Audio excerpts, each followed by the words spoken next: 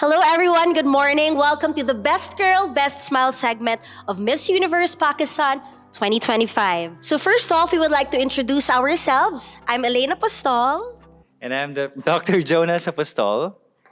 We own Apostol Dental Cosmetic Center in the Philippines, the leading dental cosmetic center in our country.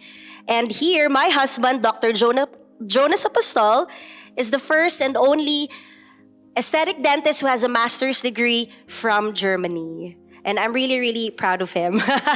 so, so ladies, welcome to the Best Girl, Best Smile segment. How are you doing? You all look so beautiful. You look very, very gorgeous. And I would like to congratulate you all for reaching top 6. You deserve it. Doc Jonas?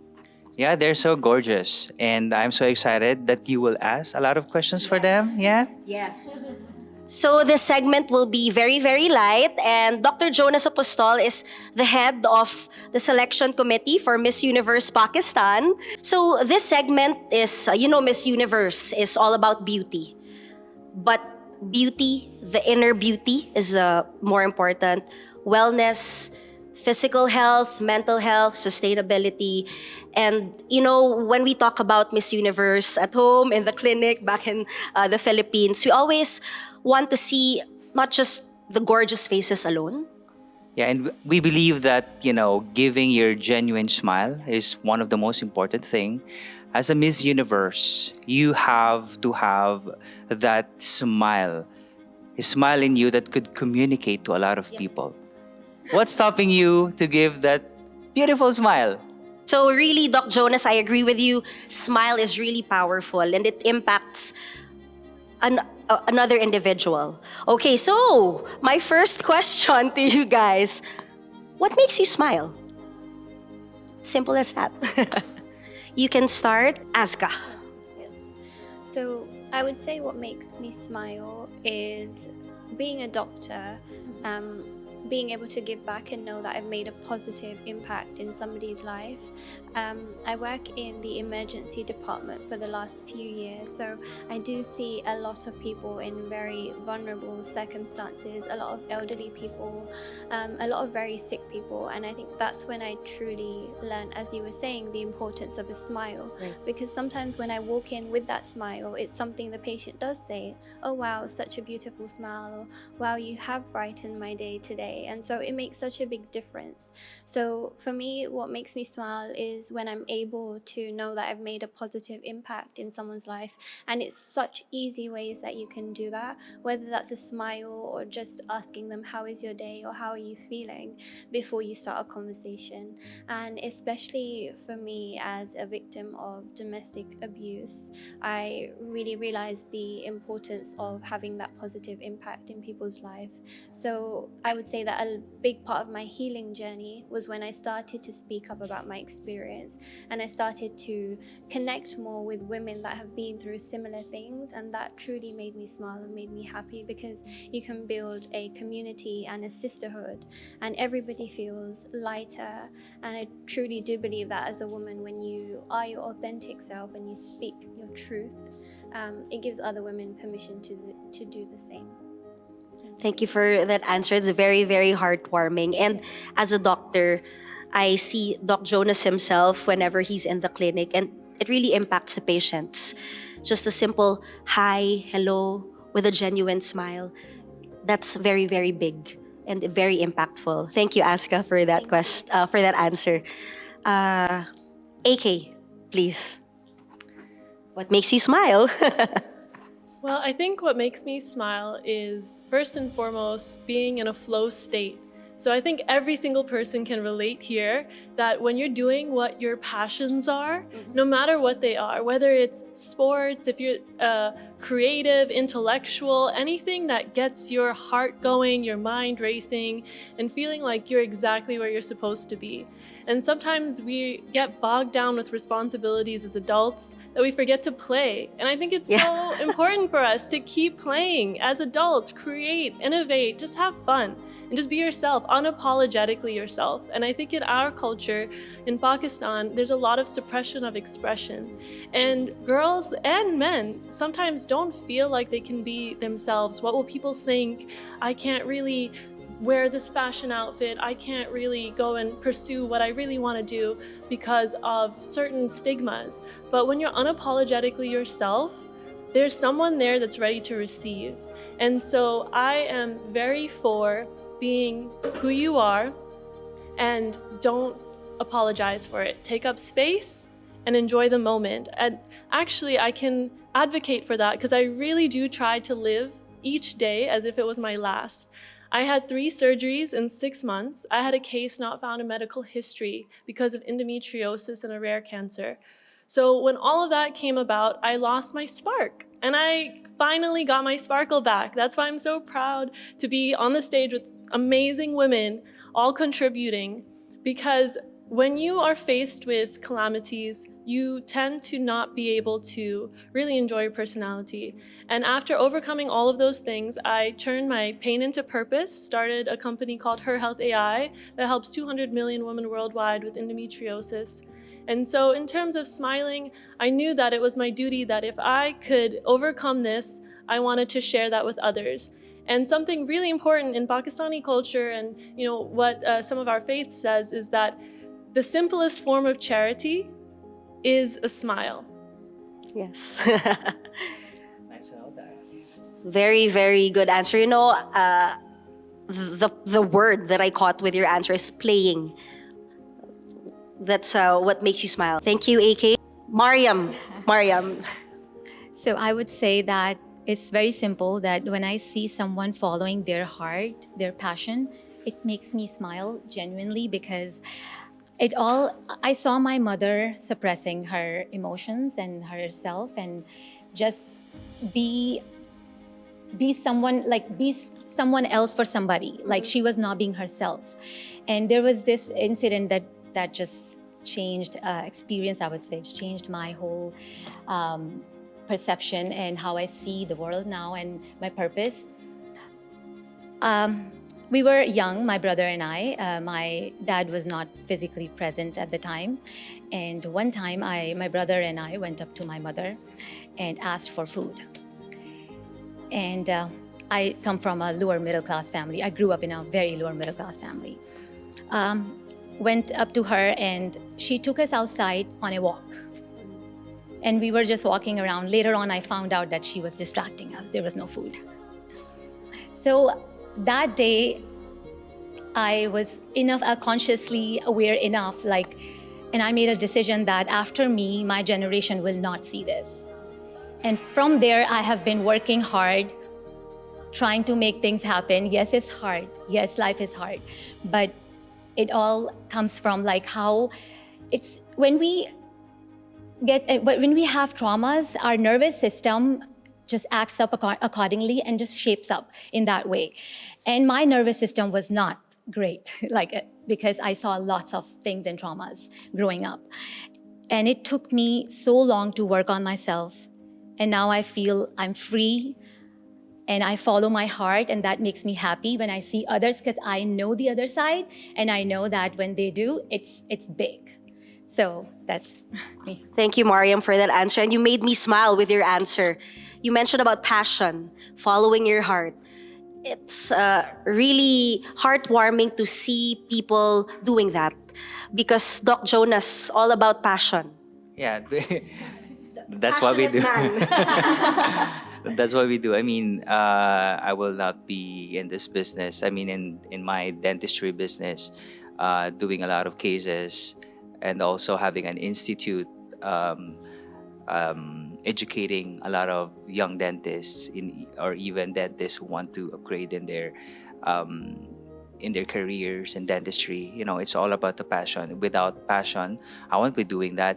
They're more of competition. I'm not gonna do that. But because of passion, it gave me the gas to do more in life, because it's not about competition. It's about giving.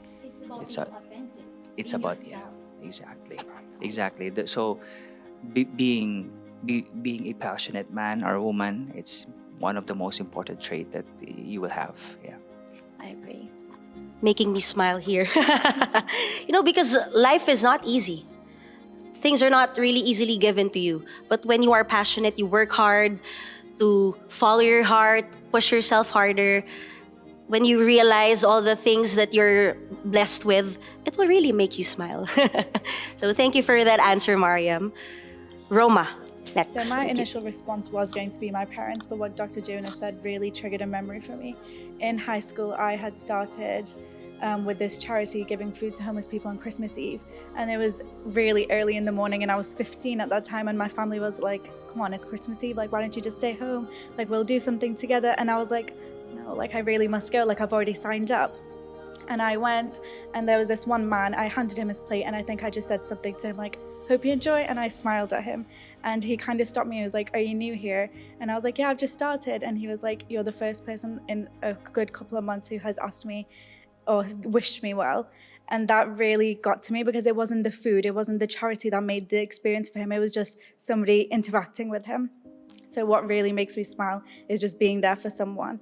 And I think as humans, because we're all so privileged in so many ways, we forget how simple acts of kindness really get to people. Like, it is so sad that he was so alone, that no one would speak to him that kindly. So just simple act of kindness and being there for people really makes me smile. That's very, very touching. With a simple gesture, you can create an impact to a lot of people. Yeah, that's a good one. Because you made him feel that there's someone out there. He's not alone. And it's Christmas. Thank you, Roma. Zainab? If I had to say what makes me smile, in one word, I'd say Pakistan. I don't want to be a cliche here, but I think Pakistan as a country has seen some of the hardest times out there. We've been through military coups, we've been through terrorism, we've been through war, we've been through extreme currency depreciation, we've been through everything. Yet we bounce back, yet we are brave, yet we are resilient, yet we are here, yet all these beautiful women here today, I know how much they have overcome, because we as Pakistanis always overcome, no matter what restrictions, repercussions are placed upon us. And I say this not lightly, for I know the chains that Pakistani women carry are to this day still very heavy, yet it is our courage, our grace, and our resilience as a nation that makes me proud. I'm a patriot, so that's all. Well, I can relate. I'm a patriotic man as well. Yeah, it's always good to know that there's someone out there like willing to give their all, to die for their country, and that's a good one. It's one of the traits that very important to represent your country, not just as individual, but carrying the whole flag, representing the world. So yeah, I love it. I think it's easy to die for your country, but it's harder to live for your country. It's harder to show up with grace every day. It's harder to speak the truth when higher powers prevent you from doing so. I would like to live for my country. Wow, I love that. Thank you, Zainab. Thank Lastly, you. Jessica. That was truly really inspiring. I loved your words. But what truly makes me smile is my family and spending quality time with them. I had a very traditional, lived a traditional Pakistani lifestyle in the sense that I didn't move out until I got married, and I got married very recently. Congratulations. Thank you. So I've spent 29 years of my life with my parents, so they're very close to me. In fact, they're the reason I am here, all of their sacrifices that they've made for me, and I'm so thankful for them. One thing that my dad has taught me, and he has such a huge heart, and I adore him for that. He said that whenever you achieve something and when you're at the finish line, look back at where you started and you'll find somebody there who's starting at the same position as you did. So it's very important to look back and help those. And that really, truly speaks to me, and I think I try to do that now that I'm older and I feel that I've experienced so much. I've had a successful career, and even in my extracurricular activities, being here, I've grown so much in pageants as well. Whenever I look back, I'm just always looking, who can I help? Who can I inspire? Because I know I needed that when I started my journey, whether it's in my career or just anything. Dancing is also one of my extracurricular activities that I've done. So there was once a point where I was a beginner and I could look to an expert and, say, need a mentor. So that's something that I aspire to do. And I just love spending time with my parents as well as my in-laws now. And it's just good family time is something that makes me smile so much. Very happy to know that you have a supportive family behind you. So I have a second question. I love all your answers. It's very, very good. But I want it to be lighter this time. Lighter. So can you share with us a funny story that really made you laugh, smile, the most unforgettable one? I think this story will make you laugh more at me than with me. But I do have a funny story that makes my family laugh a lot. So when I was in college, for my biology exam, so I actually scored the highest score in the UK. So I had to be given, I studied very hard, but I was going to be presented with an award for that. So there was going to be a stage and I was going to go up and collect my award. And my mum actually said to me before, because I'm quite clumsy, so she said, don't fall, just, walk to the stage, collect your award and walk off. So I was walking up to this stage, so there's like a big curtain and then we walk through and then we get our award or we walk to the other side. So I'm walking across the stage, I get my certificate, I say thank you, I go to the other side and the curtains are there, so I'm thinking, how do I get off this stage? So I'm looking around everywhere, there's someone behind collecting their awards, so I walk to the end of the stage and I'm looking down and I'm thinking, it's very high, like I can't jump, there's no stairs. There's no stairs. So, and all the audience is looking at me and I'm like, how do I get off this stage? And then I could hear someone like whispering, so I look and from the curtain they've like opened the curtain and they're like, come through here. Okay. And so I went through and my mom was just like, what did you do? And I was like, was it that bad? And she said, yes, it was really bad. So it's a story that you can laugh at me for. Yeah. I think we should be able to laugh at ourselves. So I look back and yes. I think, and it's a memorable moment, so I always remember. But that's why I always pre-plan and I always look for my exit off the stage as the first thing. That's a good one. Yeah, you have to do that next time. It's a good thing. It's a good thing. Yeah, that's experience. Thank you, Aska. One memory that makes me smile and laugh a little bit, she's probably going to get really mad for me saying this, so I apologize in advance, but the world needs to know. I was skiing with a friend of mine, and we both... Where was this? This was in Pennsylvania. Okay. We were skiing in Pennsylvania, and I love sports. I play ice hockey. I love UFC, free dive, all this stuff. And so for me, skiing is not that difficult. Just 1, 2, I just feel free and I enjoy. Her, not so much. I'm a foodie, she's a bigger foodie than me. She does not like the cold, she did it for me. We get on the slope, she's kind of doing the whole pizza, trying to stay afloat. And she's really confident, she's like, okay, I'm gonna go down. And then she stops a certain area, and then she looks back and says, can you take a picture of me? Yes, I can do that. I take the picture of her and she goes, no, I'm not in the frame. And she slowly puts her skis backwards. And if you know skiing, when you put your skis downwards on a slope, you're gonna go down. And so she's turning slowly, and she's now fully backwards, looking at me with both hands up in the sky, completely backwards on this mountain. And I just see her go, are you ready? And she just slowly goes down, and you just hear her just scream further and further away, just go, ah, and I just see her. I couldn't even do anything except follow her with the camera, and she fell off the mountain. She's okay, but I will never, ever forget that moment because it always makes me laugh. We haven't skied yet, but I can imagine in the movies. Thank you for that. Mario. Okay.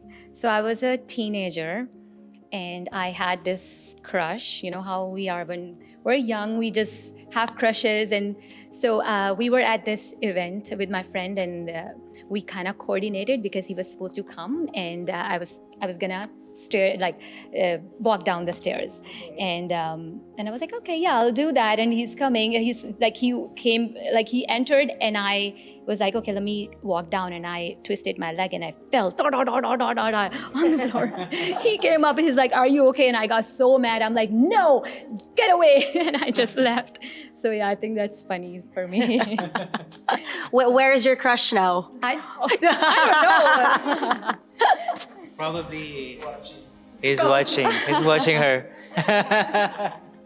Thank you, Roma.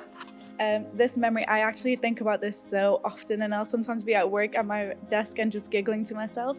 We were in Singapore visiting family, and we were in Marina Bay, and my little brother, he takes all my pictures. He's so good at it, and he was kind of complaining. He was like, oh, like, I'm so sad, like, I take everyone's pictures and they're so good, and all of you sisters are so short, nobody takes my pictures good. And I was like, that's so offensive, like, tell me what you want, I'll take it. So I was like, watch this. And I said this, and obviously all of our family was like, oh yeah, okay, like, Roman's gonna take his pictures, let's go look. So we'd gathered a bit of a crowd, and I was so confident this picture was going to be so good. And it was the worst picture I've ever taken. His head looked minuscule. His shoulders were huge. I really don't know what went wrong, but the picture was atrocious. And everyone was like, let's see. And I was like, I don't think I could show anyone this. He's going to hate this. But yeah, that memory really makes me laugh all the time. Do you still have that photo? It's saved on my laptop. I look at it. Show us later. It's so good. Yeah, I think about it so often. Thank you. Zainab. So I'm going to share a story from a time when I was traveling. I've traveled a fair bit. A lot of my... Where, sorry? I've traveled a fair bit. Oh, okay. So most of my funny stories come from linguistic misunderstandings when abroad or in other countries. And this is in China. I wanted the brinjal curry at a restaurant. And I asked for it. I said, cheese. But the guy looked very confused. And he said, what? What do you want? And I was like, cheese.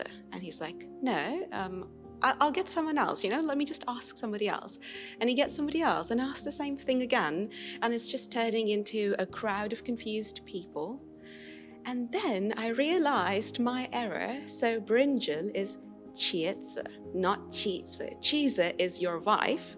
So I was ordering his wife for lunch. It did not go well, and it was a very embarrassing day for me. But yes. Thank you. I actually thought of a childhood story when Eska mentioned her jumping off, or not jumping off, but the stage. The stage, but almost.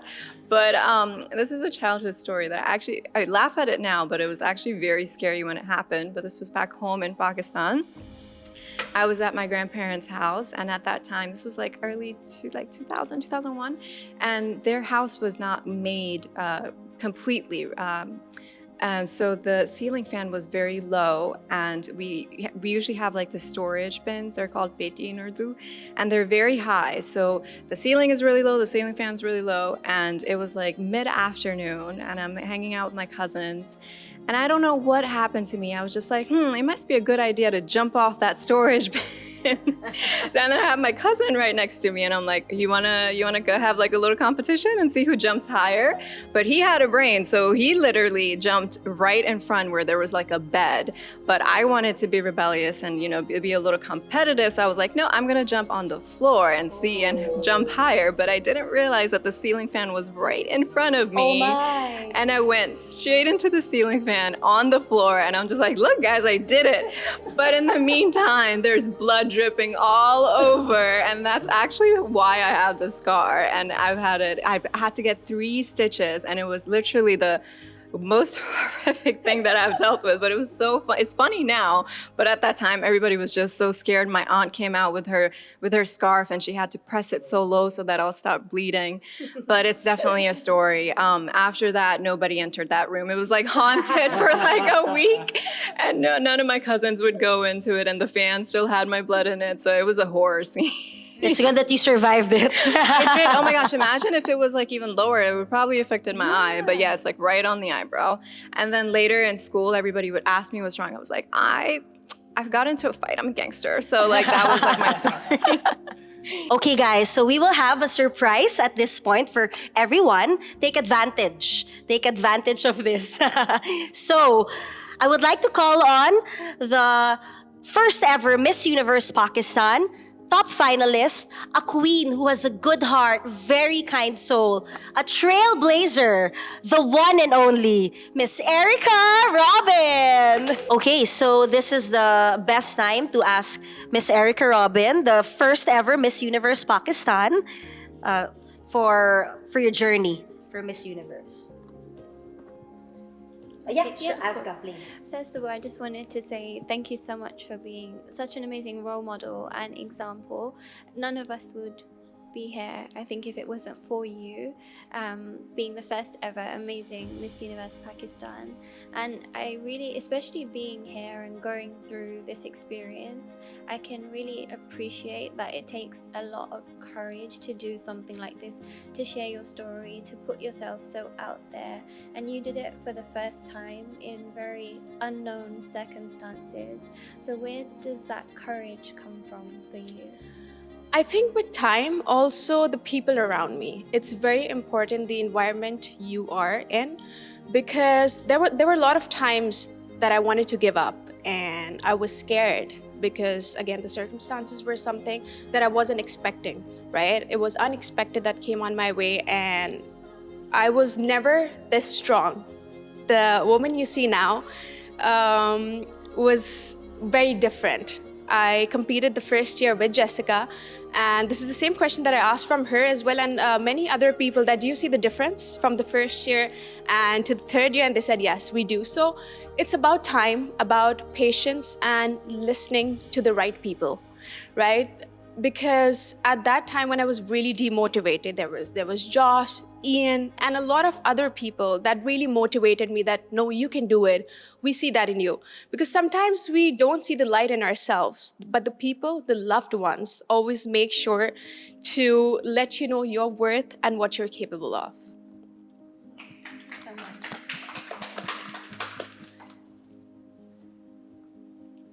Hi, Erica. Hi. Thank you for being with us today. We're talking about smiles. So is there any moment or story you can think of during your pageant journey, Miss Universe, that really made you smile? Yes.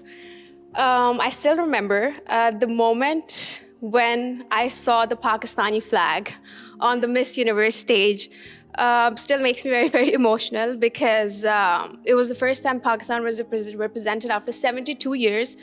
And what made me really smile and emotional at the same time was the audience cheering for Pakistan, because except Jessica and the audience, there was no one, supporting from Pakistan, because it was the first year. People were not really happy about it. And, a lot of countries, especially strong countries like Philippines and Thailand, they travel all the way with their flags, right? So at that time I felt a little demotivated, but when I saw the flag, it really made me smile and really boosted my confidence level as well. That's beautiful. Thank you. Hi, Erica. Hi. I have a simple question. Are we gonna see you in pageants again?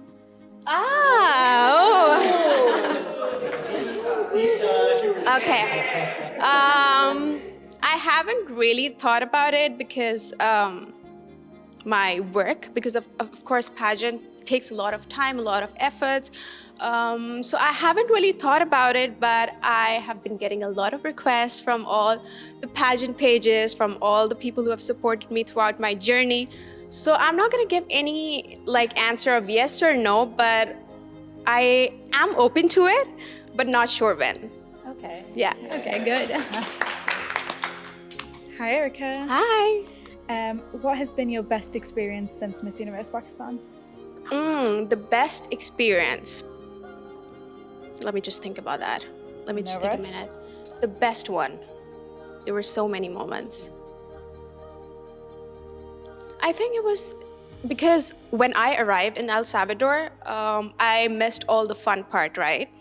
And when I landed is when the serious work started. I was already so stressed. I had my flight issues, blah, blah, blah. But when I landed, the girls, my roommate, Great Britain, really helped me out, because when you're at the competition, things get really rough and tough. I thought that when I was in the training, this is the toughest part. And, it's going to be easy. I'm in the competition. I'm just going to have fun. But that's the time where the real work actually starts. And the girls just being there, just helping me out, because I was new in pageantry. It was my first pageant, right? And it was Miss Universe, so it was big for me. I had no idea. So they were really helpful, and they were just really, open to it. And they really wanted to learn and know about the culture. So me sharing things about my country that people don't know about, I think was the best experience ever. And they were that made them really happy and really motivated to visit Pakistan one day. So I think that was very special for me. Yeah, that is so nice. Hi, first of all, honored to have you here. Thank You are you. a huge inspiration for all Pakistani women out there. Thank you so much. Thank you. Thank you for being here with us, and thank you for becoming this inspiration. And since you have become one, what is your advice to not just us, obviously aspiring contestants, but to all the other girls in Pakistan who might want to be on the Miss Universe stage one day? What would be your advice? Just never stop dreaming. Even when you fail, there are a lot of times that I failed. And I think I'm at that point right now in life where I embrace my failures more than my success stories, right? So my message for every girl out there is like, dream big. There is no limit, just dream big, work hard. Even if you fail, that's okay. Maybe there's something even better for you, which you might realize later, because at that moment you just, you just feel very demotivated and you don't know what to do. But later on, if you have the positive intentions, everything makes sense. Hi. Hi. I would love to know, what are some of the opportunities that opened up for you after winning Miss Universe Pakistan? After Miss Universe Pakistan, something that even I didn't know about myself, that I could be a spokesperson, because I was never this confident before. So I think it really opened doors for me to endorse with a lot of brands, doing a lot of charities. I work with KDSP, children who are born with syndrome. Then I'm also now a part of Aurat March. So I think it just gave me a voice that matters on the things that people are not really comfortable talking about or don't have the platform. So I think Miss Universe gives you the voice and the platform to advocate for the things that you really want to work towards. So I think I feel that now. Thank you. Erica, I have a question. I think this will be the last question. How powerful is your smile now? Very. That's actually a funny story. I love my smile now, but while I was growing up, I was always insecure to smile, because in my head, I always thought that my teeth are way bigger than my face, which I don't think like that anymore. But after getting a lot of compliments from other people, I remember visiting Dr. Jonas and for my whitening session, and he complimented. He said, "Do you have veneers?" I said, "No," and he said, "You have really beautiful teeth," right? So when I received a lot of compliments from a lot of people, that just gave me confidence, and I just looked at myself and I said, "Yes, what was I even thinking like while growing up?" So a lot of times you don't realize what you have in you, right? We sometimes tend to, take ourselves or just think in a very negative way. But it's very important to love yourself first. That's actually what my first tattoo says. Love yourself first, because self-love is very important. And when you feel beautiful, you automatically look beautiful. Thank you. Thank you, Erica. Thank you very much, Erica, for all your answers, your tips to them, your words. It's very inspiring, very motivating, and I love that embrace your failures, and then you will, in return, be successful. Yes. And thank you for your wonderful answers. And whoever wins, we hope to see you in our clinic in the Philippines, Apostol Dental Cosmetic Center. But at this point, I would like to congratulate each and every one of you. So far, you've been doing really, really, really well. And Miss Erica Robin, we hope to see you again in the Philippines. Can't wait. So thank you once again. And thank you, everyone. This is Best Girl, Best Smile.